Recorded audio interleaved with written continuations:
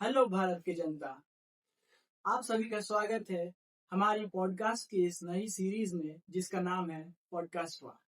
नाम ऐसा इसलिए क्योंकि हम जिस रीजन से बिलोंग करते हैं वो है झारखंड और बिहार, जहां हर बात में वाह लगा दिया जाता है, इसलिए हमने इसका नाम इस तरह से रखा है पॉडकास्ट वा। तो इस नई सीरीज का आज हम एक पहला अध्याय जो है इसमें ऐड करने जा रहे हैं, इसलिए इस पहले एपिसोड में हमने इसका इंट्रोडक्शन दे दिया। शुरू करने से पहले मैं ये बताता चलूं कि झारखंड ऐसा राज्य जिसको बने हुए 25 सालों से ज्यादा हो चुका है, लेकिन विकास की अगर बात की जाए तो हम आज भी कई ज्यादा ही पिछड़े हैं। बात करें अगर इस राज्य के रिचनेस की, तो जितना भी मिनरल्स है इंडिया में उसमें से लगभग 60% अकेले झारखंड में है। फिर भी राज्य की दुर्दशा क्या है, इससे आप सभी लोग भली भांति परिचित है। पॉइंट आज ये है कि झारखंड इस राज्य में होने जा रहा है नगर निकाय चुनाव, और इस चुनाव के बारे में अगर हम लोग गहन चर्चा करें तो राज्य में बहुत ज्यादा ही माहौल गरमाया हुआ है चुनाव को लेकर। एक ऐसा चुनाव जो है तो एक सिर्फ शहर तक ही सीमित, लेकिन आज जब युवाओं में इसके बारे में चर्चा और युवाओं का जोश देखा जाए तो वो कहीं ज्यादा बढ़कर है अगर इसको आप कंपेयर करें विधानसभा और लोकसभा चुनाव से। तो ज्यादा वक्त ना लेते हुए मैं सीधा सीधा मुद्दे पर आता हूँ कि नगर निकाय चुनाव में चाईबासा नगर में नगर परिषद के अध्यक्ष पद के जितने भी उम्मीदवार हैं उनमें से एक उम्मीदवार मिस्टर फैयाज खान साहब आज हमारे साथ हैं। आज हम सीधे उनसे सवाल करेंगे, जनता के सवाल, या एज एन ऑडियंस या एक चाईबासा शहर के नागरिक की हैसियत से हमारे मन में जो सवाल आते हैं वो सारे हम इनके सामने पेश करेंगे और कोशिश करेंगे कि हर सवालों का जवाब इनसे हम आज हासिल करें। तो सबसे पहले जनाब फैयाज खान साहब, आपका बहुत बहुत स्वागत है हमारी इस पॉडकास्ट की सबसे पहले एपिसोड में। और इनके बारे अगर इंट्रोडक्शन दिया जाए तो वैसे तो ये किसी इंट्रोडक्शन के मोहताज है नहीं, लेकिन आज तक इन्होंने जिस तरह काम किया है चाईबासा शहर में या अपने पद पे रहते हुए जितने विकास कार्य किए हैं उनको किसी को बताने की जरूरत नहीं है। बिना वक्त जाया किए हम स्टार्ट करते हैं अपना पॉडकास्ट और सीधा शुरू करते हैं पहला सवाल।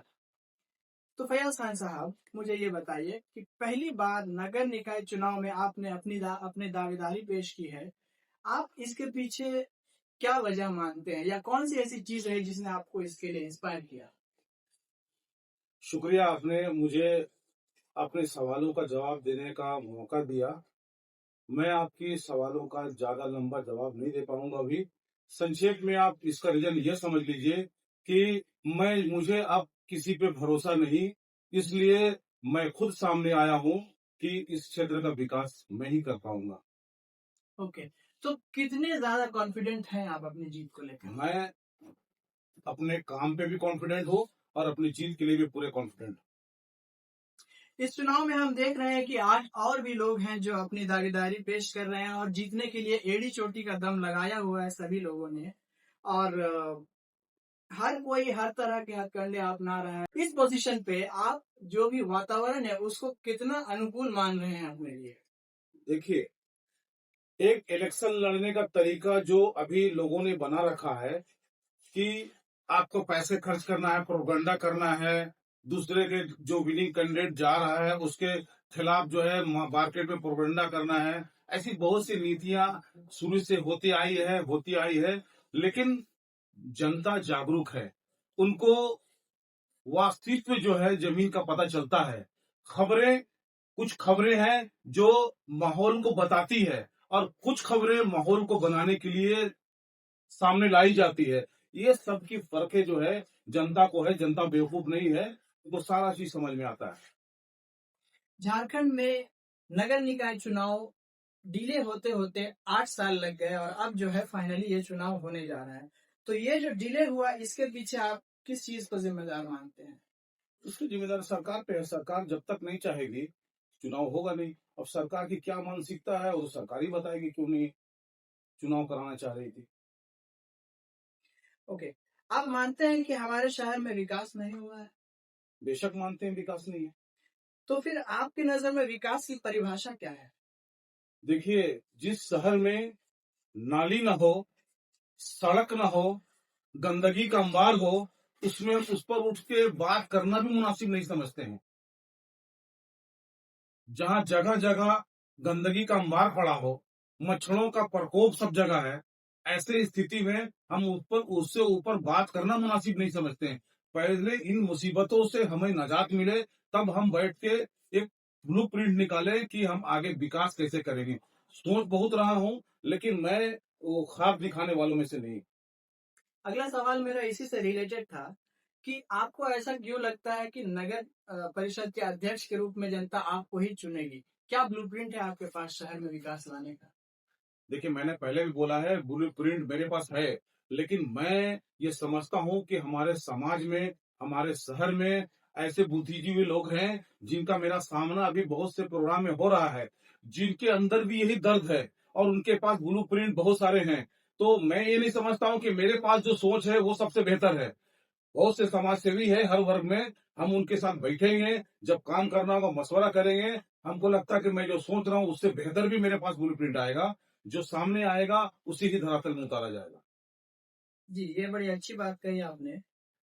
तो अंजुमन इस्लामिया चाईबासा के सेक्रेटरी रहते हुए आपने बहुत सारे काम किए, जो जनता को पता है। लेकिन जब बात आती है पूरे शहर को रिप्रेजेंट करने की, जिसमें हर तबके के लोग आते हैं, ऐसी स्थिति में वो कौन से ऐसे काम हैं जो आप शुरू के 3-4 महीनों में धरातल पर उतार कर दिखाना चाहेंगे? देखिए, मैं कोई दावा पहले भी नहीं किया हूँ। बहुत लोगों ने दावा किया कि 6 महीना में मैं ये कर दूंगा और 1 साल के अंदर ये कर दूंगा। मैं ये बोलने नहीं जा रहा हूँ। मैं अपना पूरा एफर्ट लगाऊंगा, चूंकि पहले मेरा काम वही था। कार्य क्षेत्र छोटा था, अब कार्य क्षेत्र बढ़ेगा। मैं अपने एफर्ट लगा के जितना कर सकूंगा। इसमें डिपेंड करता है कि वहां पे फंड की व्यवस्था क्या है, वहां पर लेबर और बाकी सामग्री जो इक्विपमेंट है वो कितना कारगर है। मैं हवाई बात करने वाले में से नहीं हूँ। मैं जो भी करूंगा धरातल में उतार के दिखाऊंगा। मैं झूठा आश्वासन देने वाला नहीं हूँ। मैं वोट लेने के लिए कोई भी वक्तव्य प्रलोभन देने वाला में से नहीं हूँ। ओके। रिसेंटली झारखंड सरकार की तरफ से एक अमाउंट जो है वो इशू किया गया, 146 करोड़ रुपीस की जो है आवंटन की गई है राशि, जिसमें चाईबासा को यानी कि वेस्ट सिंहभूम को 2.95 करोड़ रुपीस मिलने की बात है कब्रिस्तानों के सौंदर्यीकरण के बारे में। देखिए, हम जो बता रहे हैं शायद ये कल्याण विभाग का मैटर है। इससे जो है हमको नहीं लगता है कि हम नगर परिषद को ये अमाउंट मिलेगा, और कल्याण विभाग का अमाउंट राशि होगा जो कब्रिस्तान के घेराबंदी में इस्तेमाल होता है। लेकिन हाँ, नगर पालिका से भी बहुत सा काम होता है, जैसे फाइबर ब्लॉक हो गया, छोटी मोटी काम है, ऐसा होता है। मुझे मौका मिलेगा तो मैं चाहूंगा सारे समाज की जो भी संसाधन है, जो भी शमशान हो, कब्रिस्तान हो, मसना हो, चाहे कृष्णो कब्रिस्तान हो, तो मेरा जिम्मेदारी हर समाज, हर वर्ग के, हर धर्म स्थल पे होगा, और मैं कोशिश करूंगा, मैं उसमें खरा उतरूंगा और मैं हर तबके के लिए काम करूंगा। ये बहुत अच्छी बात कही आपने, और मुझे लगता है कि सभी तबके के लोग और सभी समाज के लोग इस चीज से बहुत ज्यादा प्रेरित होंगे और बहुत खुश होंगे आपकी इस बात से, और इसके लिए आप बेशक बधाई के पात्र हैं। आगे बढ़ते हैं। होल्डिंग टैक्स के बारे में अगर बात करें तो इसमें कोई सुधार लाने की आपकी कोई विचारधारा है? देखिए, ये एक मंथन का विषय है। मैं वोट लेने के लिए बोल दूंगा कि मैं टैक्स माफ करा दूंगा, जो संभव नहीं है। मैं ये चाहता हूं जो टैक्स जनता देती है उसका सर्विस सही मिल जाए। यही बहुत बड़ी बात है कि आप जो टैक्स दे रहे हैं उसके बदले आपको सुविधा मिल जाए, यही बड़ी बात है। उसके बाद ही हम आगे कुछ सोच पाएंगे। अभी हाल फिलहाल में हमने सुना लीज रिन्यूअल का मामला बहुत ज्यादा गरमाया था। तो इस चुनाव के बाद कोई ऐसा आपका प्लान है, अगर जनता ने आपको मौका दिया तो? लीज रिन्यूअल का जो मैटर है वो राजस्व विभाग का एक मैटर है। उसमें मेरा कितना दखल अंदाजी होगा मुझे समझ में नहीं आता है इसमें। और ये सरकार की क्या मंशा है वो सरकार ही बताएगी। जब लीज रिन्यूअल के लिए सरकार को रेवेन्यू मिलने वाला है, लीज ट्रांसफर का परमिशन जो है अभी तक लगता है कि पिछले 5 साल से गताल खाते में पड़ा हुआ है। कहाँ पड़ा हुआ सरकार के पास ये पता नहीं चलता है।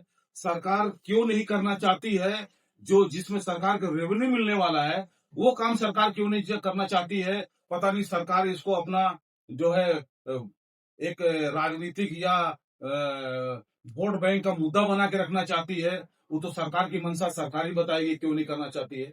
ये तो ऑटोमेटिक होना चाहिए रिन्यूअल, कि टाइम हो गया, रिन्यूअल हो गया, उनका पैसा जमा हो गया।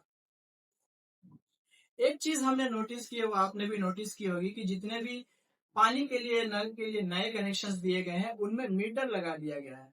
तो क्या आपको लगता है ये उचित है कि जनता एक बेसिक नीड पानी के लिए भी अब टैक्स देगी, या उसका बिल आपको आना आपको चाहिए? कौन सी सुविधा फ्री में मिल रही है? सब में टैक्स लग रहा है। अभी बिजली की व्यवस्था जैसे कुछ मीटर फ्री है, पानी में भी एक लिमिट फ्री होना चाहिए। क्योंकि पानी का पैसा, बाजार से बोतल का पानी पी रहे हो तो समझ में आता है, लेकिन अब एक तो टैक्स तो लगता ही है मीटर का एक नॉमिनल। अब मीटर में रेट क्या होगा, कैसे क्या कैलकुलेशन होगा, उसको देखना पड़ेगा। लेकिन सुविधा उसमें भी एक लिमिट फ्री होना चाहिए। जिस तरीके से मीटर रीडिंग में है कि 200 यूनिट तक फ्री है, उसमें भी एक लिमिट तक फ्री होना चाहिए, ताकि बहुत से ऐसे लोग हैं जो अफोर्ड नहीं कर पाएंगे। हम एक ही पैमाने में अगर सबको लगा दें, तो कुछ लोग तो अपर क्लास के उसको कोई माने रखता है, जो मध्यम वर्ग के लोग हैं उसको थोड़ा बहुत माने रखता है, जो लोअर ग्रेड के लोग हैं उनके लिए एक बहुत बड़ा जी का जंजाल है कि वो खाने का पैसा जिनके पास नहीं, वो पानी का पैसा कहां से लाएंगे। तो इसका भी एक लिमिट यूनिट फ्री होना चाहिए। उसके बाद एक चार्जेज नॉमिनल होना चाहिए। देखिए, सुविधाएं तो एक्चुअली में सारी सुविधाएं बहुत बहुत से देश है जहां पर फ्री है, लेकिन दुर्भाग्य की बात है कि हम टैक्स के नाम में इतना ज्यादा देने के बाद भी हमको रिकवरी इसलिए नहीं मिलता है कि सरकार हमको सुविधा देने के बजाय वो अपने अगले इलेक्शन के लिए फंड जमा करती है। यही मुख्य कारण है कि इलेक्शन लड़ने के लिए पैसा चाहिए। वो पैसा आएगा कहां से? तो यही है कि हमसे टैक्स वसूल करती है और उसको हमको नहीं मिलता है, उसके बदले कोई सुविधा नहीं मिलती है। ये तो दुर्भाग्य की बात है। पानी के रिलेटेड एक और सवाल, पानी के लिए जो नई पाइपलाइंस लगाई गई, उनके बाद फिर जो सड़कों को वापस बनाना चाहिए था, वो काम अब तक नहीं हुआ। बहुत कम ही सड़कें ऐसी हैं जो वापस से बना दी गई, लेकिन मैक्सिमम सड़कों का हाल आज भी वही है जिस दुर्गति में वो पहले थी। ये तो जो प्रोग्राम है उसका कोई प्रूफ प्रिंट नहीं होता है। पहले सड़कें बनती है, बाद में गड्ढा खोद के पाइप लगाया जाता है। तो ये जो कम्युनिकेशन गैप है अलग अलग विभागों का, ये है प्रॉब्लम है। पहले एक दूसरे विभाग से कम्युनिकेशन होना चाहिए कि किस क्षेत्र का रोड कब बनने वाला है, तो उसके बाद पाइपलाइन कब बिछने वाला है। इसका प्लान नहीं रहेगा तो यही होगा, रोड बनाने वाला रोड बना देगा, गड्ढा खोदने वाला गड्ढा खोद के चला जाएगा, फिर नया रोड फिर से बनाना पड़ेगा। तो पैसे की बर्बादी के सिवा कुछ नहीं है। और जो गड्ढे खोदे हैं, अगर रिपेयरिंग का पैसा नहीं भी है नया बनाने का, तो बहुत कम पैसे में उसको सफाई रिपेयरिंग ऐसा हो सकता है, हम लोग कर सकते हैं। लेकिन अगर आपकी मंशा ही नहीं है करने के लिए, आप चाहते हैं रिपेयरिंग नहीं करके उसमें कमाई कम होगा, उसको फिर से नया रोड बनाया जाए ताकि एक टेंडर निकले, फिर उस संबंधित लोगों को उसका मुनाफा हो, तो ऐसे में शहर का विकास होता है। यही मेरा कहना भी था कि इसको आप कम्युनिकेशन गैप से ज्यादा भ्रष्टाचार बोल सकते हैं, दोनों है। क्योंकि जो पाइपलाइंस लगी हुई है उनमें भी लगते साथ ही लीकेज शुरू हो गया, और आज देखिए, तक वो काम चीजें जो रिपेयर है, नहीं हुई। काम जो मिलता है, जब आप पैसा खा लीजिएगा तो आप क्वालिटी का काम कैसे करवाइएगा? आपको जिस आपको जिस मतलब कि उसको जो टेंडर होता है या फिर जो क्वालिटी मेंटेन करना है, उसका जो एस्टिमेट है, उससे काम लेना अगर है तो आपको ईमानदार होना पड़ेगा। आप जब उनसे पैसा ले लीजिएगा तो उससे क्वालिटी का काम आपको नहीं है, तो काम ऐसे होगा जो फिर रोड में पानी बहते रहेगी, पाइप फटा रहेगा, रिपेयरिंग नहीं होगा। नगर पालिका और आम जनता के बीच में साझेदारी करने के लिए किसी तरह का कोई प्लान है आपका? कोई ऐसा देखिए, सिस्टम जिसमें कंप्लेंट एक बार जाए और डायरेक्ट उसका निवारण? देखिए, ऐसा नहीं है, प्लान पहले से भी है। ऐसा नहीं कि वहाँ सिस्टम बना हुआ नहीं है। 21 वार्ड है, 21 पार्षद है, एक अध्यक्ष है, उपाध्यक्ष है, ये सिस्टम है। लेकिन सिस्टम को इम्प्लीमेंट आप तरीके से कीजिएगा, तब आपका काम धरातल में दिखेगा। आपके पास प्लान होगा, आपके पास फंड होगा, आप उस फंड को पहले कहाँ प्रायोरिटी से इस्तेमाल करना है। आपके सड़क नली जो कम बजट में साफ हो सकता है, उसको छोड़ के कहीं आप कुतुब मीनार बनाने में लग जाइएगा, सारा पैसा लगा दीजिएगा और वो बन के कोई काम में नहीं आएगा। पहले ये तय करना पड़ेगा कि सबसे जरूरी चीज क्या है, उस पे पैसा खर्च किया जाए, बाद में कुछ नया बनाया जाए। पहले जो बना हुआ है उसको साफ सुथरा कर लिया जाए, रिपेयरिंग कर लिया जाए, तब कुछ नया बनाया जाए। जो 21 वार्ड के वार्ड पार्षद चुन के आएंगे, उनका भी कोई मंथली रिपोर्ट कार्ड जनरेट करने का इरादा रखता है? देखिए वो तो हर डे हो सकता है, हर वीक हो सकता है। वो तो क्षेत्र की जनता, जैसे वो जो है एक टेबल में वीकली या मंथली अगर मीटिंग कॉल किया जाए और उस दिन जनता को बोल दिया जाए भाई कि इस दिन में आप अपना कंप्लेंट कर सकते हैं, आपका अध्यक्ष भी सामने रहेगा, उपाध्यक्ष भी सामने रहेगा, वार्ड पार्षद भी सामने रहेगा, तो टू दी पॉइंट 5 मिनट में समझ में आ जाएगा काम, जो उनका कंप्लेंट है वो किस स्तर में है, उसका सोल्यूशन कैसे होगा। नहीं, ये सब कोई बड़ी बात नहीं है सब। राइट। तो जब हम नगर परिषद की बात करते हैं तो ज्यादातर हमारा जो फोकस है वो सफाई को लेकर रहता है, लेकिन प्रदूषण जो है उसको कंट्रोल करने के लिए जिस तरह से हरियाली या यूं कहें कि पेड़ पौधे लगाने की बात होती है, तो उस दिशा में मैं ज्यादा लोगों को बात करते हुए देखता नहीं। ऐसा कोई आपका प्लान है या आप नहीं, इम्प्लीमेंट करना हरियाली चाहेंगे? वृक्षारोपण का काम होता है, लेकिन ज्यादा फोटो खिंचाने और दिखाने के लिए होता है कि आज बिल में है, 4 आदमी लोगों ने गड्ढा खोद के लगा दिया, फोटो डाल दिया। लेकिन जब आपका सोच होगा कि हरियाली करना है, आपको मैं अब बोला तो मैं बोल रहा हूँ, आप कब्रिस्तान जाइए, मैं हर साल लगता 100-150 पेड़ लगाता हूँ उसमें। आपको हरियाली हरियाली दिखेगी, लेकिन जहाँ गुंजाइश है, जगह है, अभी आप हमारे ऑफिस के पीछे जाइए, 25 मेरे पास जाली लगा हुआ ऑलरेडी। मैंने प्लान किया है कि कुछ छोटा पौधा मैं सेलेक्ट कर रहा हूँ शहर में, अपने क्षेत्र में मैं अपना अंजुमन का नंबर प्लेट से रेडी है, आप जाली देख सकते हैं। लगाना है वो सब काम तो है ही है, वो कोई बहुत बड़ा काम नहीं है, होना चाहिए और होता है, लेकिन ये मनसा से होना चाहिए कि ये पौधा जो मैं लगाया हूँ, इसको सेवा करके बड़ा भी करना है, सिर्फ फोटो खिंचाने के लिए नहीं होना चाहिए। जी, हमने तो लोगों को ऐसा भी देखा है कि सिर्फ फोटो खिंचाने के लिए पौधारोपण कर रहे हैं और बारिश हो रही है, छाता भी लगाए और फिर पानी भी डाल रहे हैं पौधे में। है। कचरा उठाने के लिए जो गाड़ी आती है उसमें बहुत ज्यादा इरेगुलरिटी देखी जा रही है। आपको लगता है ये वाकई इतना मुश्किल है कि रोज नहीं आ सकती वो गाड़ी? देखिए ये व्यवस्था एक व्यवस्था है, लेकिन ये व्यवस्था मेरे हिसाब से एकदम फाइनल ऐसा व्यवस्था नहीं है जिससे सब निराकरण हो जाएगा। ये चल रहा है, लेकिन इससे एडवांस कुछ टेक्नोलॉजी लाना पड़ेगा। मैं बहुत कुछ सोच रहा हूँ, मैंने पहले भी बोला, जो मैं ख्वाब देख रहा हूँ वो दिखाना नहीं चाहता, मैं धरातल में उतार के दिखाऊंगा उसको। वो आपकी जीत के बाद हमें देखने को मिलेगी। हाँ, जब मुझे जिम्मेदारी शहर में मिलेगी, फिर मैं जो सोच रहा हूँ, फिर बुद्धिजीवी से बैठूंगा, तो समझ में आया कि जो मैं सोच रहा हूँ वो बेहतर है, जो मेरे सामने जो प्रपोजल आ रहा वो बेहतर है, उसके बाद हम एक विचार करके ही कोई इम्प्लीमेंट करेंगे। अच्छा, मेरी नजर में एक बहुत बड़ी प्रॉब्लम मुझे लगती है, ये जो चाईबासा रांची हाईवे है। आप अगर बड़ी बाजार डाउन से लेकर चले जाए लुथेरन स्कूल तक, या फिर अगर आप बस स्टैंड की तरफ मुड़ जाए, तो ये जो जगह है ये लाइन ट्रक चलने की वजह से या ऐसे भी इन जनरल बहुत ज्यादा हेवी ट्रैफिक रहती है, इसमें बहुत ज्यादा धूल मिट्टी का सामना करना पड़ता है मेन रोड में जिनका घर है या जिनकी दुकानें हैं, और बहुत ज्यादा एक्सीडेंट्स भी होते हैं। तो इस चीज को रिजॉल्व करने के लिए कोई ऐसा प्लान नहीं किया जा सकता है कि शहर के बाहर से ही कोई बाईपास या आउटर रिंग रोड टाइप की व्यवस्था की जाए? सरकार के साथ कुछ इस तरह का सामंजस्य स्थापित करके नगर पालिका इस तरह का कुछ नहीं कर सकती? देखिए, नगर पालिका का दायरा एक सीमित है, हर काम नगर पालिका के चाहने से नहीं होगा, सरकार के भी सहमति से ही काम होगा। इस शहर का विकसित करने के लिए बहुत सारे प्लान पहले भी आया है, रिंग रोड बन रहा था, बाईपास बन रहा था, कहीं ना कहीं कोई सामने आ जाता है ऐसा मसला कि पूर्ण नहीं होता है, लेकिन जब तक बाईपास नहीं बनेगा, इस जगह का ट्रैफिक अभी देखिए, ट्रक आना जाना इस तरीके से होता है, बस स्टैंड जहाँ व्यवस्थित है उसके चलते उस आसपास के लोगों के लिए पैदल चलना दुश्वार है, वो रोड क्रॉस नहीं कर पा रहे हैं। तो कहीं ना कहीं कोई इम्प्लीमेंट करने जाता है तो उसमें ऑब्जेक्शन भी लोग कर देते हैं। सब आदमी अपनी सुविधाएं देखते हैं। शहर की व्यवस्था अगर बदलनी है तो कुछ कुर्बानियां देनी होगी, तब जाके व्यवस्था बदलेगा। अब अतिक्रमण के नाम में थोड़ा सा अगर रोड नली टूट रहा है तो आपको दिक्कत भी होगा, रोड चौड़ा भी चाहिए आपको, ट्रैफिक जाम भी नहीं चाहिए, बस स्टैंड यहीं पे सामने में चाहिए आपको।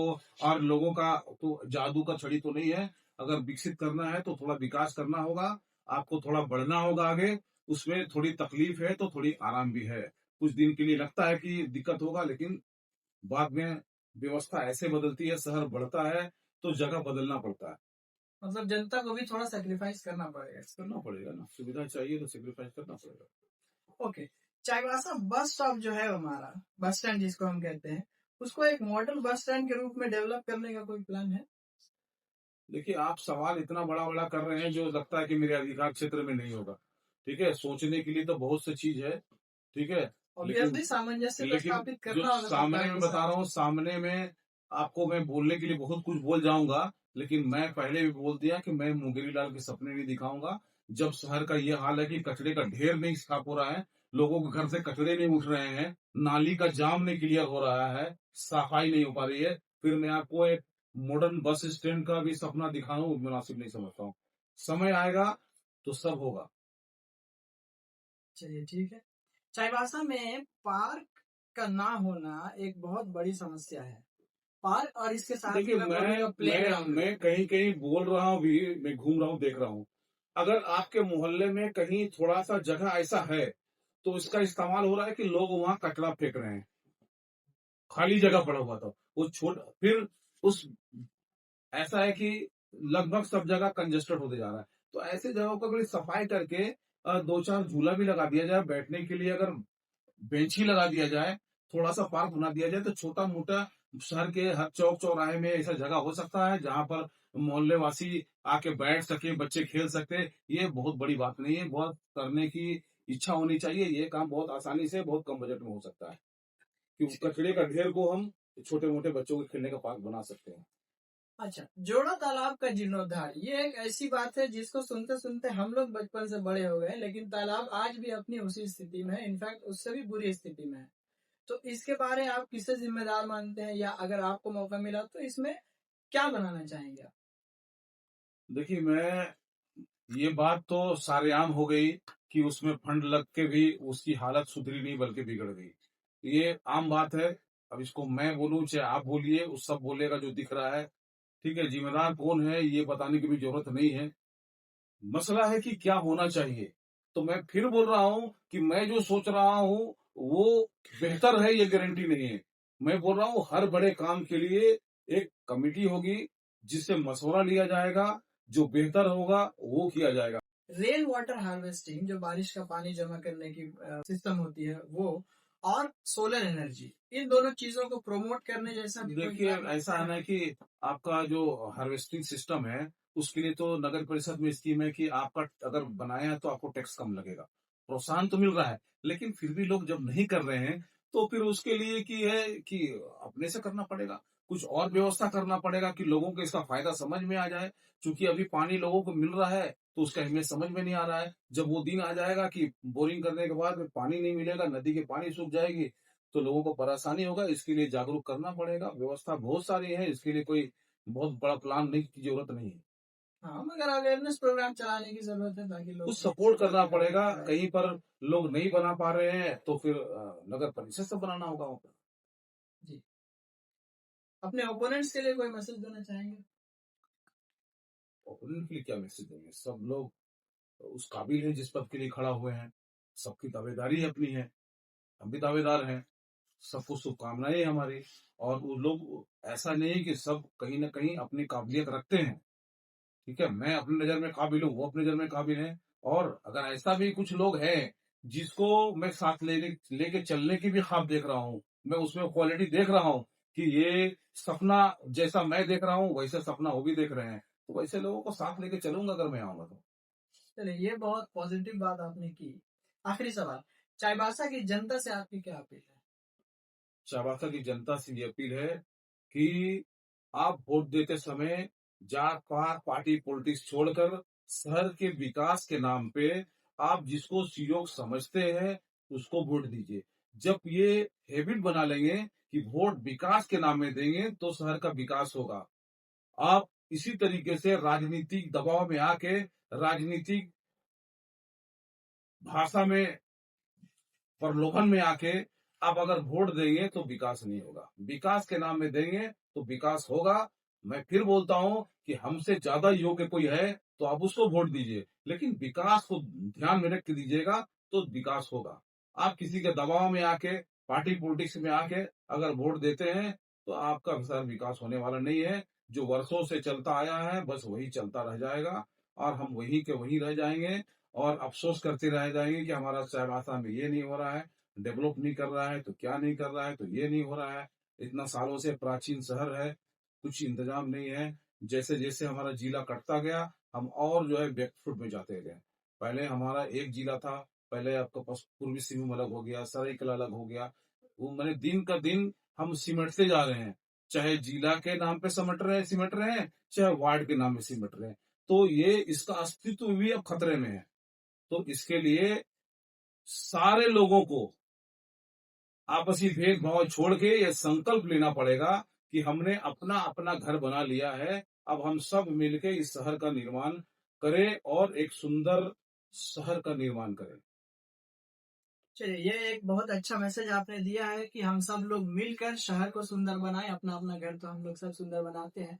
बहुत बहुत धन्यवाद खान साहब अपना वक्त देने के लिए। हमारी ये कामना रहेगी कि इस चुनाव में आप जो है जीत कर आए और जो भी आपका प्लान है उसको आप धरातल पर उतारें, हमारा शहर विकास करे और पूरे दुनिया में, पूरे भारत में जो है एक जाना माना शहर बने। इसी कामना के साथ बहुत बहुत शुक्रिया। और मैं अपने दर्शकों को ये बताता चलूं कि इस तरह के पॉडकास्ट जो है और भी आपको देखना है तो आपको सब्सक्राइब करना होगा हमारा चैनल। और हम समाज से हर तबके के तरह के लोगों को इस पॉडकास्ट में लाने की कोशिश करेंगे, चाहे वो एजुकेशन के फील्ड से जुड़े हों या हेल्थ के सेक्टर से जुड़े हों या फिर कोई प्रोफेशनल्स हो, टीचर्स हो, जो भी हो, सबसे हम लोग इस तरह की बातें करेंगे। बहुत बहुत धन्यवाद। Stay tuned.